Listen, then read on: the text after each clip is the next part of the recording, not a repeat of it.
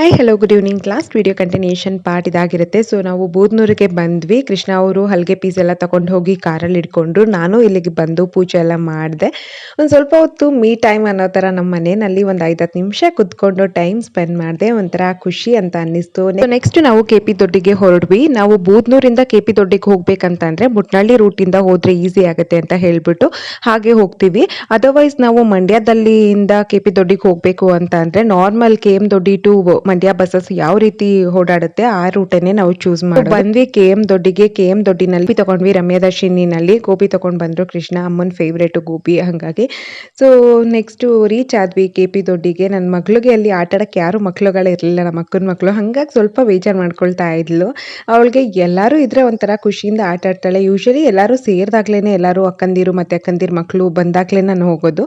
So ಇವತ್ತಿರ್ಲಿಲ್ಲ ಅಂತ ಹೇಳಿ ಒಬ್ಬೊಬ್ಳೆ ಆಟ ಆಡ್ಕೊಳ್ತಾ ಇದ್ಲು. ಫಸ್ಟ್ ಗೋಬಿ ತಿಂದ್ವಿ. ಅಮ್ಮ ಮನೆಯಲ್ಲಿ ಕೇಸರಿ ಬಾತ್ ಪ್ರಿಪೇರ್ ಮಾಡಿದ್ರು. ಸೂಪರ್ ಆಗಿತ್ತು ಕೇಸರಿ ಬಾತು. ಮತ್ತೆ ಪಕೋಡಕ್ಕೆಲ್ಲ ರೆಡಿ ಮಾಡಿದ್ರು. ನಾನು ಪಕೋಡ ಹಾಕಿ ಟೀ ಇಟ್ಟೆ. ಸೊ ನಾವು ಗೋಬಿ, ಪಕೋಡ ಮತ್ತೆ ಕೇಸರಿ ಬಾತ್ ಎಲ್ಲ ತಿನ್ಕೊಂಡು ಟೀ ಕುಡ್ಕೊಂಡು ಸ್ವಲ್ಪ ಹೊತ್ತು ಮಾತಾಡಿದ್ವಿ ಅಪ್ಪಾಜಿ ಅಮ್ಮನ ಜೊತೆ. ಸೊ ಮಾತಾಡ್ಕೊಂಡು ನೈಟ್ 8:30 ಹಂಗೆ ನಾವು ಕೂಡ ರಿಟರ್ನ್ ಮಂಡ್ಯಗೆ ಬಂದ್ವಿ. ಸೊ ಇದಾಗಿತ್ತು ಇದನ್ನ